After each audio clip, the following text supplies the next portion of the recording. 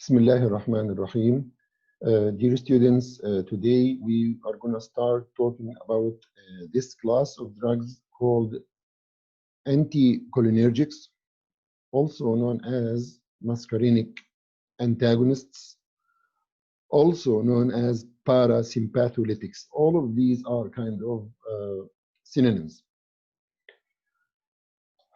So we will, inshallah, we will talk about their classification, pharmacological actions, clinical uses, side effects, contraindications of these drugs.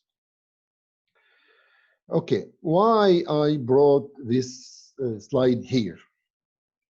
Maybe someone will say, oh, this does not belong here, doctor.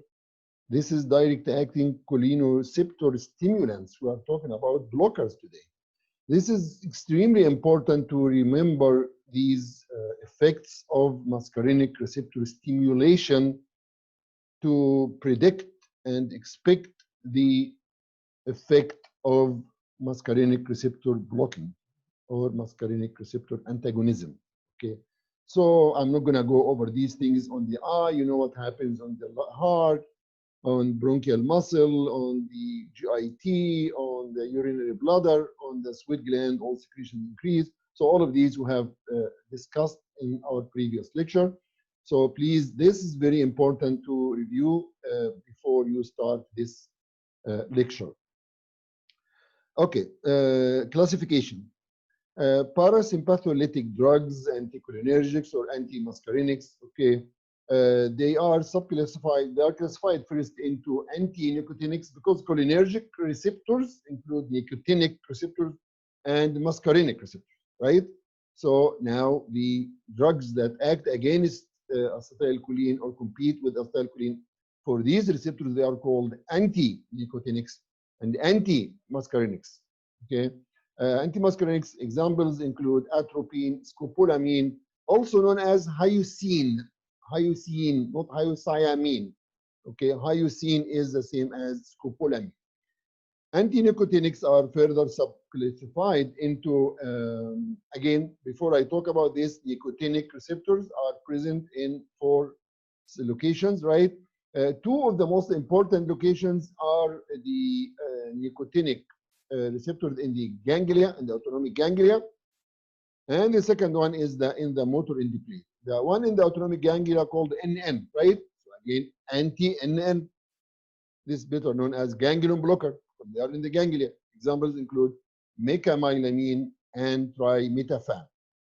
The drugs that inhibit the action of acetylcholine on neuromuscular endoplate or the motor endoplate in the neuromuscular junction, it's called neuromuscular blockers. These include tubocurarine and hexamethone.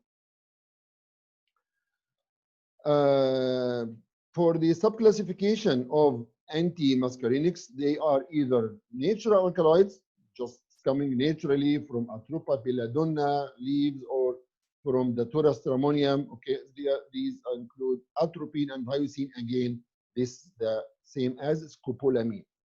The second is semi-synthetic derivatives include homatropine and ipratropine. Synthetic compounds include anti-Parkinsonians like trihexyphenidyl and benztropine, and mydriatic drugs such as atropine, of course, and cyclopentolate, as well as tropicamide.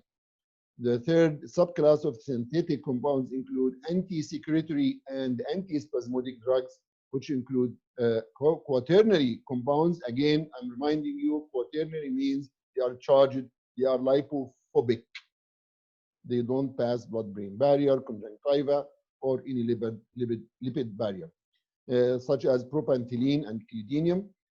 And tertiary amines include oxybutylene and these M1. Remember in the table of the M1, 2, 3, 4, and 5 receptors of the muscarinic subtype, we have this pyrazine and the new analog called the telinzepine, which is more potent. Both they have this suffix. I always like these things, helps us to remember the names of the drugs. Enzepine, okay, telinzepine, pyrazine. Okay, let's start first with the prototype, of course. Number one drug that has been discovered that deals with these muscarinic receptors as antagonists. It is atropine. It's obtained from these two plants, Atropa belladonna, datura stramonium. It binds, it's non-selective, binds with all muscarinic receptors M1, 2, 3, 4, and 5. It's reversible inhibitor of acetylcholine, competes with acetylcholine for the M receptors. These atropine itself is tertiary amine, hyoscine is tertiary amine, and other tertiary amines are lipid soluble. Again, like what I said, they can cross the blood-brain barrier and can have CNS effects. Also, they can cross the conjunctiva. Again, to cross the conjunctiva, you need to be lipophilic. The drug is not you. Okay, the drugs need to be lipophilic, right? So it has to be lipophilic to pass through the conjunctival membranes, the lipid membrane. These drugs, the tertiary amines, can pass across the conjunctiva and reach inner structure of the eye. Atropine usually is popular as eye drops, and other short-acting drugs such as cyclopentolate and tropicamide, which will be discussed later. Okay, the actions of these drugs. Okay, the muscarinic antagonists, the actions of these drugs include, number one, on the level of CNS. We have these, we mentioned two drugs, atropine and scopolamine. Again, scopolamine is hyoscine.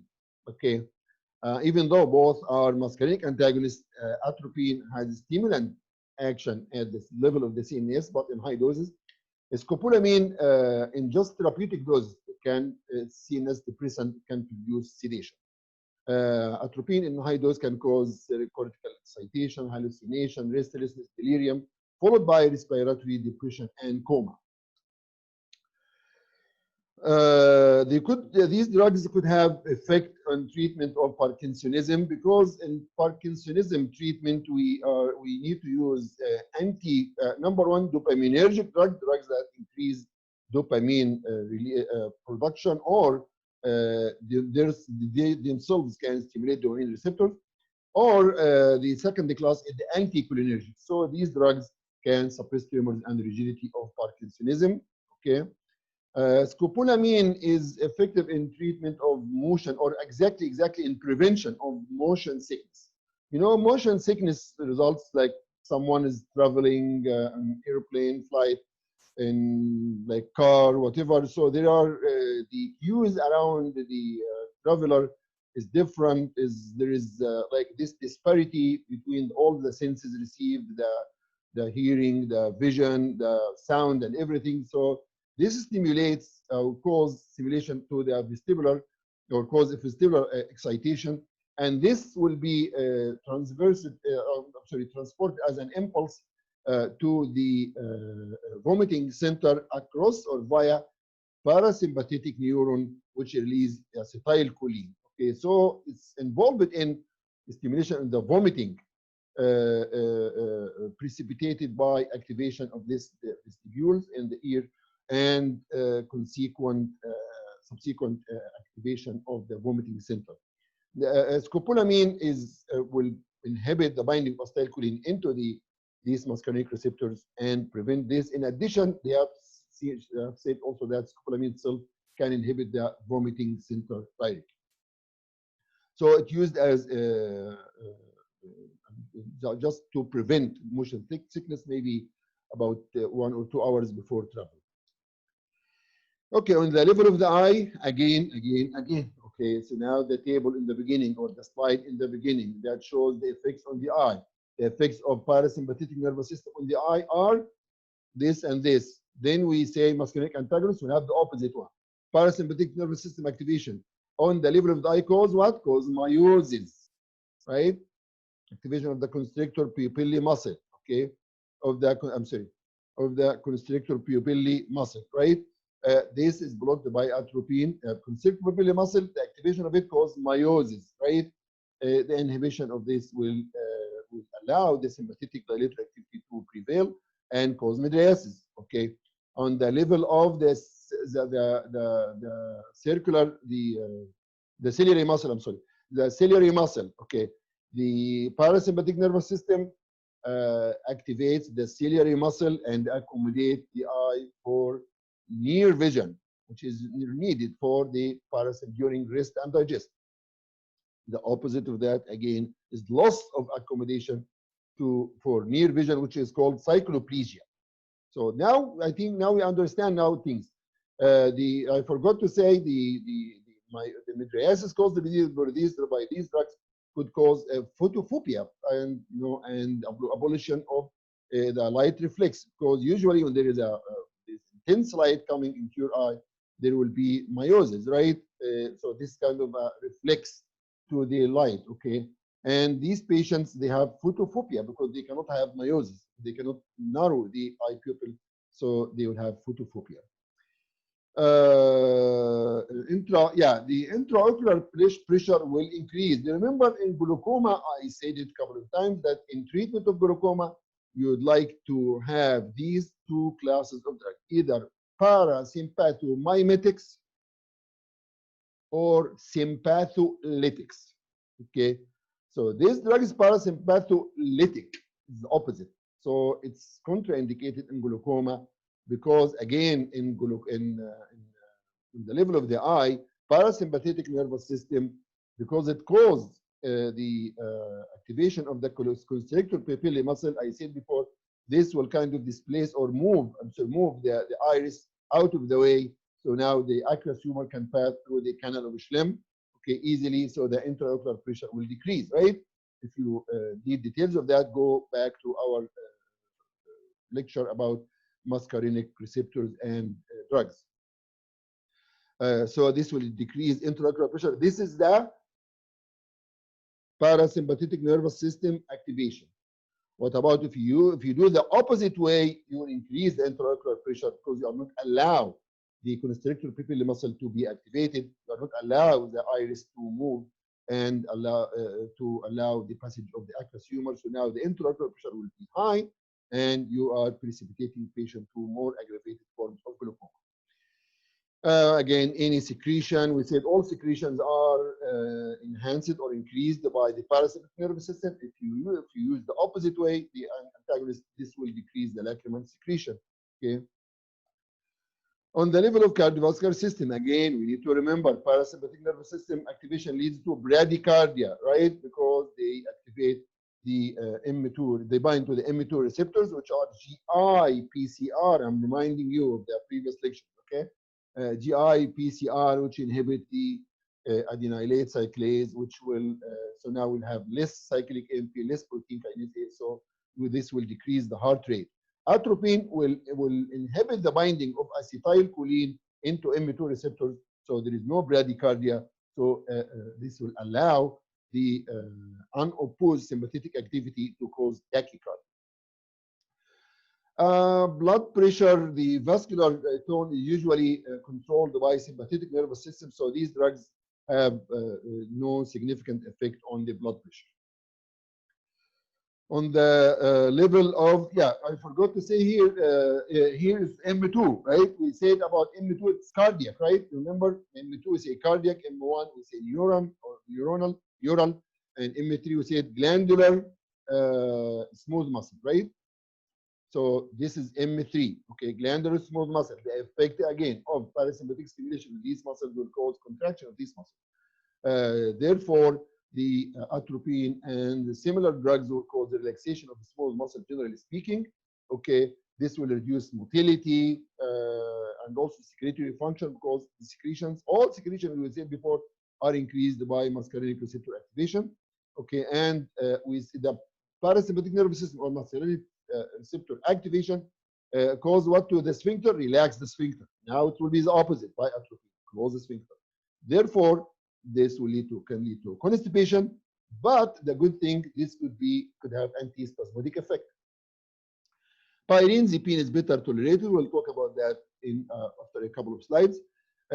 On the level of the genitourinary tract, again, you need to remember the muscarinic effects on the ureter and urinary bladder. It causes contraction of these of the walls of these organs.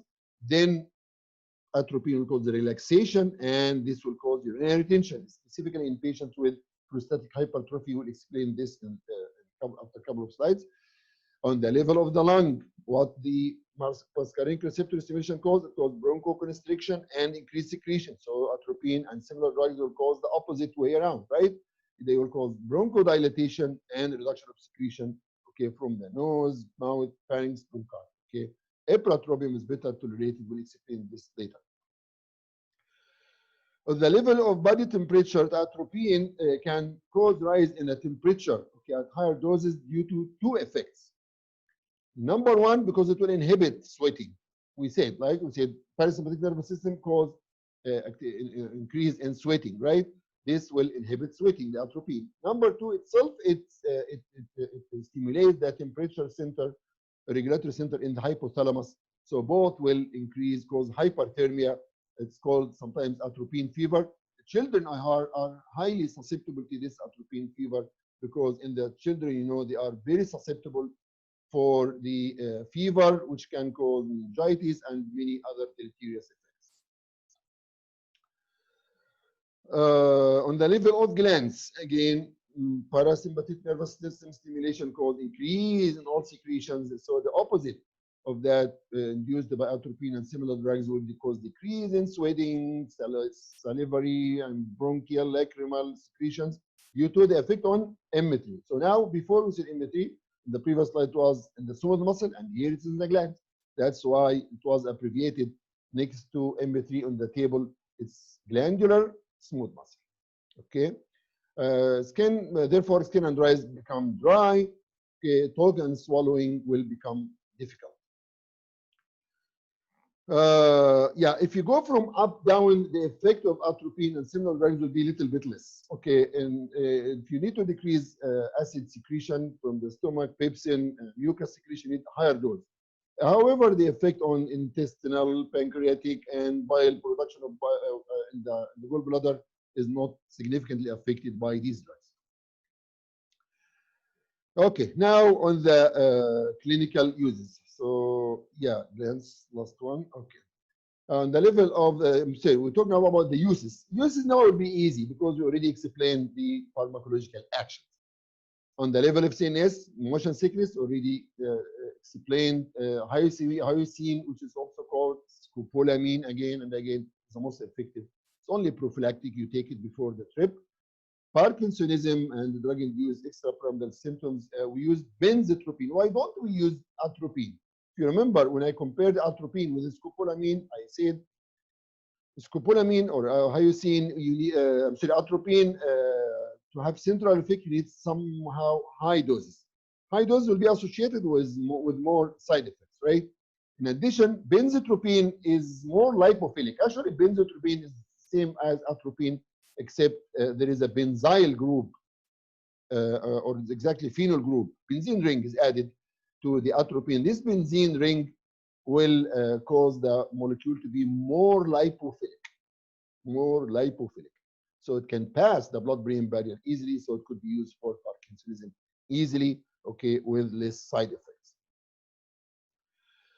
On the level of the eye, okay, mydriatics maybe, yeah, I can use mydriatics along with myotics drugs to break adhesions between the iris and the lens. For diagnostic purposes, very common use. This is the most common use in the level of the ophthalmology, measurement of refractory error in uncooperative patients such as children who require ciliary paralysis. Okay. In addition, the mydriasis caused by these drugs will facilitate the examination of the retina. This is actually the most common use, most common ophthalmic use of these drugs. But to use atropine, look at the duration of action. Atropine action, continues for about a week. Also scopolamine. That's why they developed short-acting drug like homatropine. But the best or the most favorable two are the cyclopentolate and tropicamide. You see the duration of action is just 3 to 6 hours, and tropicamide even is less than 1 hour. So the patient can regain normal vision in a very short time as compared to atropine. The effect will last for days.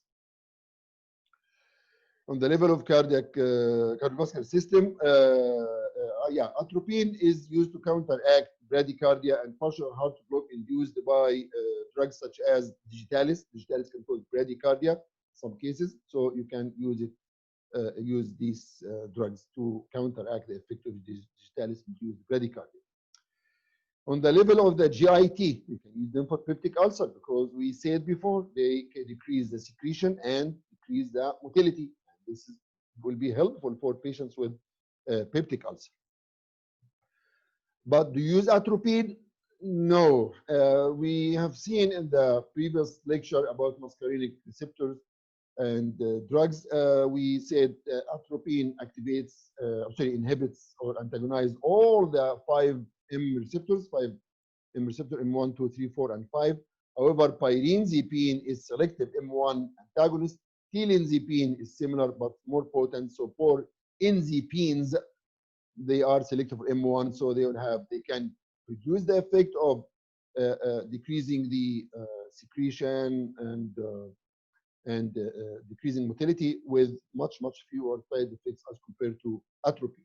Okay, pyrinzepine, even though it's tertiary amine, but passes blood-brain barrier to a very small extent, so it will not have so much significant central effect. This will add another advantage of pyrinzepine versus atropine.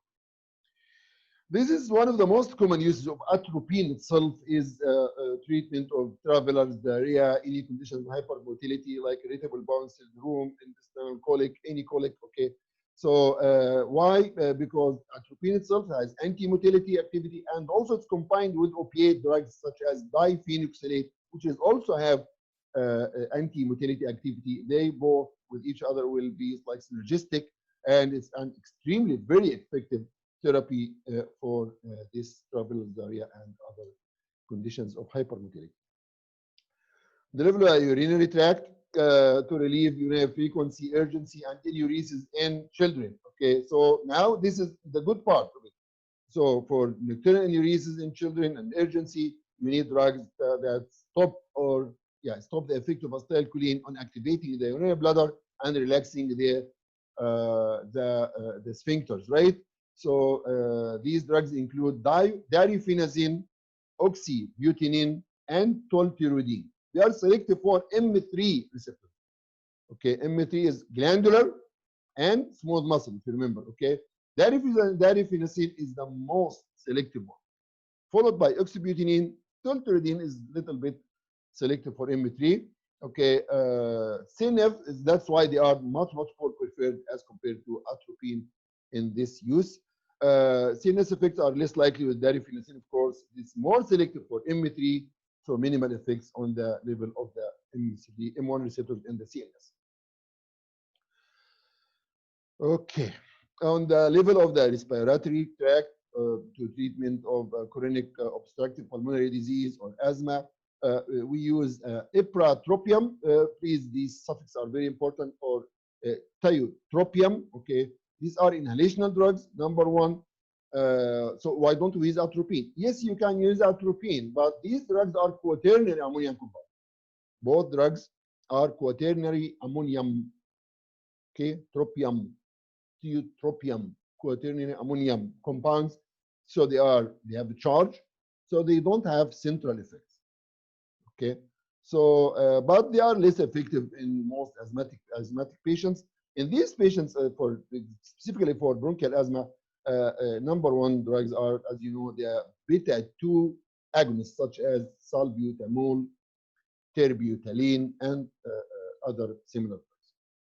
In anesthesia, in pre-anesthetic medication, you can use them for usually used for pre-anesthetic medication to block responses to vagal reflexes used by surgical manipulation of visceral organs. So when there is a surgery going on, there is a manipulation of visceral organs which can increase the secretion and somehow the motility also. So this could be decreased by the atropine and similar drugs. In addition, neostigmine and other neuromuscular blockers, they are used to cause muscle relaxation. Okay, but their effect could continue for some time.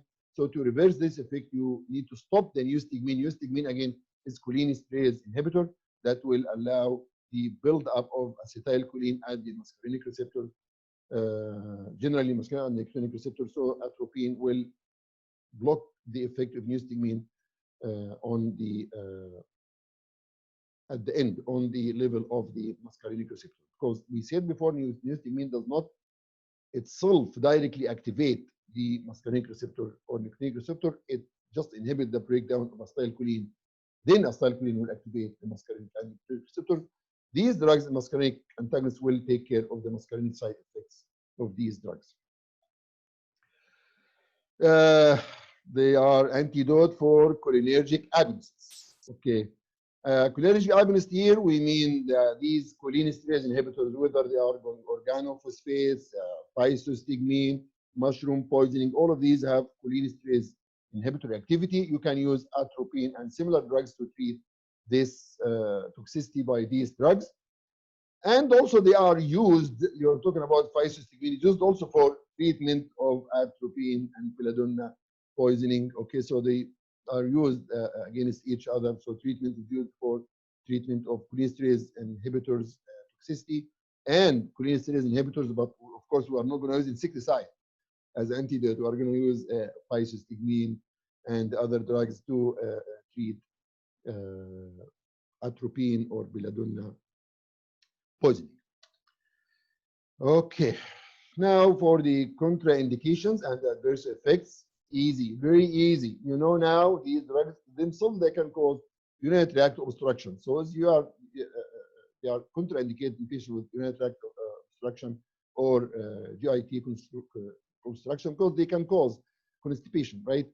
In glaucoma, of course, because they raise the intraocular pressure, as we explained before, so they are contraindicated in glaucoma. In patients with benign prostatic hyperplasia, okay, patients with benign prostatic hyperplasia themselves, they have urinary retention. And these drugs themselves, they cause urinary retention. You understand now? That's why they are contraindicated in patients with PBH or benign prostatic hyperplasia. And in constipation, because these drugs themselves, they can cause constipation. And dry mouth called xerostomia with difficulty in, these are the side effects. They cause dry mouth with difficulty in swallowing and talking, decrease sweating, mydriasis with photophobia, blurring near vision. We already explained this before. Decreased lacrimation and precipitation of glaucoma, explained before. Okay, all of these are expected from knowing the very first slide we talked about it in the beginning, that you know the effect of muscarinic receptor stimulation, then you can talk about the opposite by using these drugs. Tachycardia, because these drugs can cause bradycardia. The muscarinic receptor stimulation can cause bradycardia. These drugs cause tachycardia, decreased respiratory secretions, and some central side effects include cognitive impairment, excitement, delirium, hallucinations. As we explained before, children are very susceptible to the hypothermic effect of atropine, and it's highly dangerous in these patients, in children specifically, it's in high dose. Finally, how to deal with atropa belladonna or atropine or the datura poisoning. Okay, how to deal with this? Again, we'll deal with it later. But how the poisoning occurs? It occurs just overdose, or people sometimes consume these seeds or berries of these belladonna and datura plant just to relieve spasm or some sedation, whatever. So if you do that, children, generally speaking, are highly susceptible. Okay, and generally the manifestations are due to exaggerated pharmacological actions, because you are in the children, the overdose will have more effects as compared to the adults.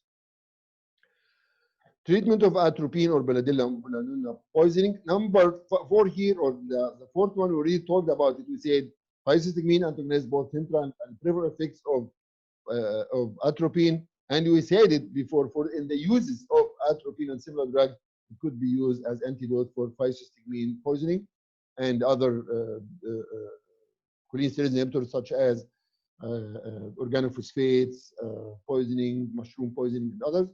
The other thing you do, gastric lavage with tannic acid to take the drug out of the circulation, out of the GIT. The patient should be kept in a dark and quiet room. Dark where the patient has photophobia, right? A quiet room because of the central central nervous system manifestations. Because the patient have hyperthermia, you apply cold sponges, ice bags, apply to reduce body temperature. That's it for now. Thank you, and I hope you have enjoyed this lecture. And enjoy, and please say Subhanallah wa bihamdih, Subhanallah al-Azim. See you later. Assalamu alaikum wa rahmatullahi wa barakatuh.